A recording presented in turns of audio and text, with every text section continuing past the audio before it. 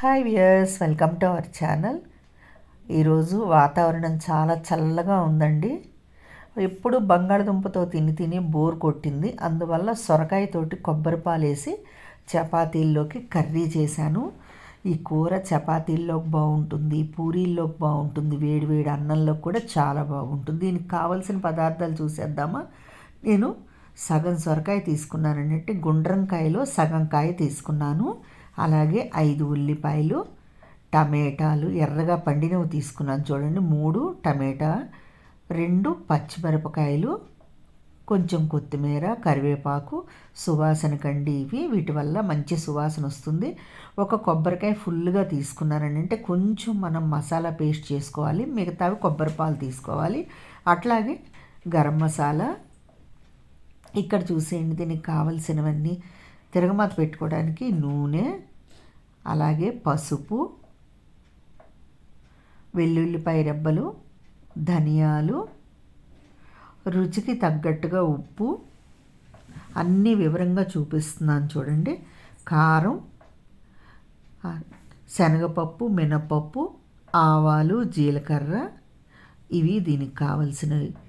ముందుగా మనం చక్కగా ఈ సొరకాయ ముక్కలు కట్ చేసేసుకొని, అలాగే ఉల్లిపాయలు కూడా పొడుగ్గా చీలికలుగా చేసేసుకుందాము.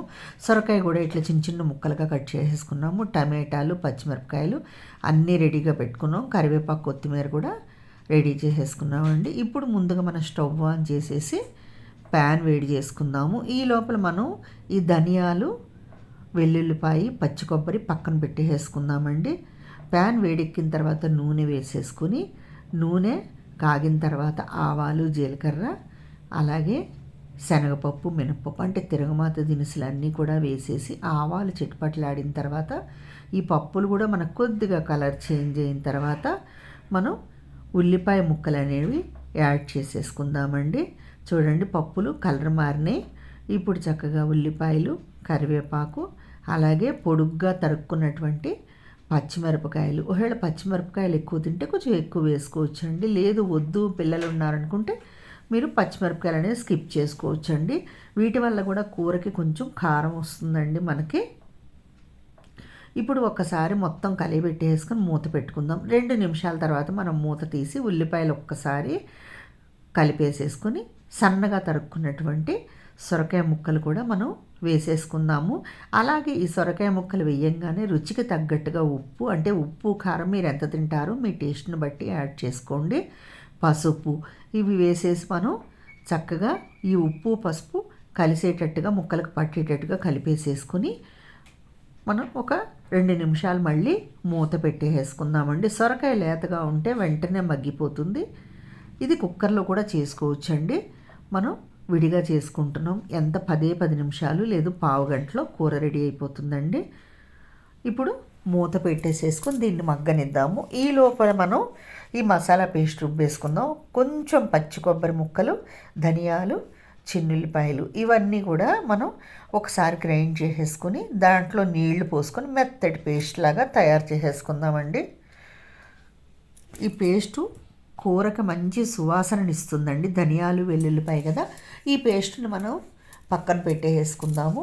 అదే మిక్సీ జార్లో మనం కొబ్బరి ముక్కలు వేసేసుకొని కొబ్బరి పాలు రెడీ చేసుకుందామండి. అంటే మన సొరకాయ ముక్కలు మగ్గే లోపల మనం కొబ్బరి పాలు రెడీ చేసుకుందాం. ముందుగా ఒకసారి కచ్చాపచ్చగా కొబ్బరిని గ్రైండ్ చేసుకొని దాంట్లో నీళ్లు పోసేసుకొని మనం కొబ్బరి పాలు తయారు చేసుకోవాలి.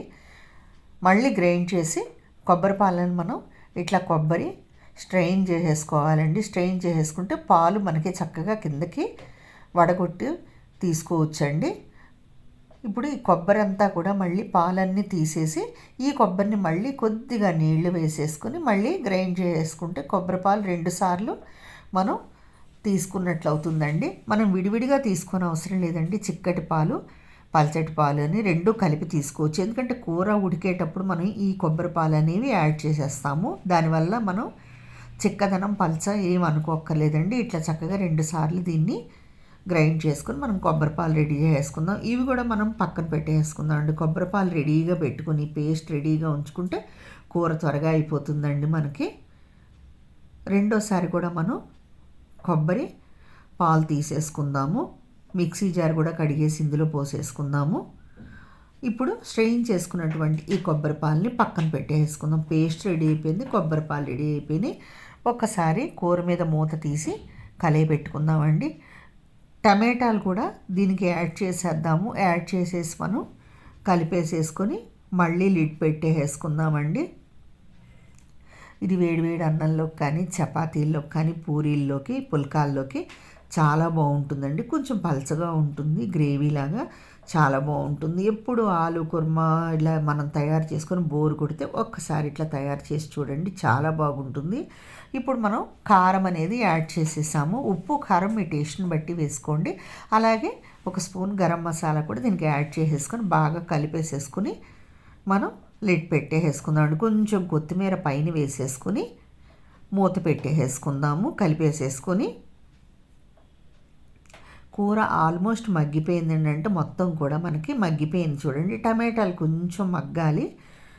ఇప్పుడు మనం ఈ పేస్ట్ తయారు చేసుకున్నాం కదా, ధనియాలు, చిన్నుల్లిపాయ, పచ్చి కొబ్బరి, ఆ పేస్ట్ కూడా వేసేసుకొని బాగా కలుపుకుందామండి. కలుపుకొని ఈ పేస్ట్ కొంచెం కూరకు పట్టేటట్టుగా మనం ఒక 2 నిమిషాలు మూత పెట్టేసుకుందాము. ఎంత కలర్ఫుల్గా ఉందో చూడండి.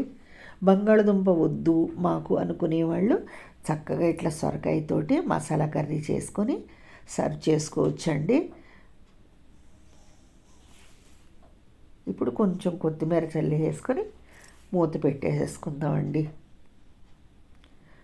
2 నిమిషాల తర్వాత మూత తీసి మనం ఒక్కసారి కలుపుకొని కొబ్బరి పాలు అనేవి యాడ్ చేసేసుకుందామండి. కూర చాలా గుమగుమలాడిపోతుందండి. చాలా రుచి కూడా అంతే బాగుంటుంది. బంగాళదుంప వద్దనుకున్నప్పుడు చక్కగా ఇట్లా సొరకాయ కర్రీ చేసుకుంటే పిల్లలు, పెద్దలు అందరూ కూడా ఎంజాయ్ చేయొచ్చండి. అంటే సొరకాయ ఇష్టపడని వాళ్ళు కూడా ఇలా తయారు చేసుకుంటే సొరకాయని ఇష్టంగా తినచ్చండి. చాలా బాగుంటుంది. చాలామందికి సొరకాయ అంటే ఇష్టం ఉండదండి. ఈ రకంగా చేసుకుంటే చాలా టేస్టీగా ఉంటుంది. మీరు కూడా ఒకసారి ట్రై చేయండి. మూత పెట్టేసుకుందామండి. కొబ్బరి పాలు మధ్య మధ్యలో కలుపుకుంటూ మనం దీన్ని ఉడికించుకోవాలి. చూసారా ఎంత కలర్ఫుల్గా ఉందో. ఈరోజు వాతావరణం చల్లగా ఉందండి, వర్షం పడుతోంది. అందువల్ల వేడివేడిగా చపాతీలు, కూర తయారు చేశాను. కొంచెం కొత్తిమీర చల్లేసుకుని మనం కలిపేసేసుకోవాలండి. కొత్తిమీర మధ్య మధ్యలో చల్లుకోవటం వల్ల అది ఉడికి కూరకు మంచి సువాసన ఇస్తుంది. అలాగే రుచి కూడానండి కొత్తిమీర వేయటం వల్ల. ఇప్పుడు మూత తీసి ఒక్కసారి మనం చూద్దాము. కూర రెడీ అయిపోయిందండి. స్టవ్ ఆఫ్ చేసేసి దీన్ని పక్కకు పెట్టేసుకుందామండి. ఇప్పుడు చపాతీలతోటి దీన్ని సర్వ్ చేసేసుకుందాం. మనం వేడివేడి చపాతీలు, ఈ కూర కాంబినేషన్ చాలా బాగుంటుంది. పూరీతో కూడా తినచ్చండి, అన్నంలో కూడా బాగుంటుంది. మీరు కూడా ఇటువంటి రుచికరమైనటువంటి సొరకాయ మసాలా కూరను తయారు చేసి టేస్ట్ చూడండి. మీకు కనుక ఈ వీడియో నచ్చినట్లయితే లైక్ చేయండి, షేర్ చేయండి, సబ్స్క్రైబ్ చేయండి. తప్పకుండా తయారు చేసి టేస్ట్ చూడండి. చూసారా, వెరైటీగా సొరకాయ కూర రెడీ. Thank you.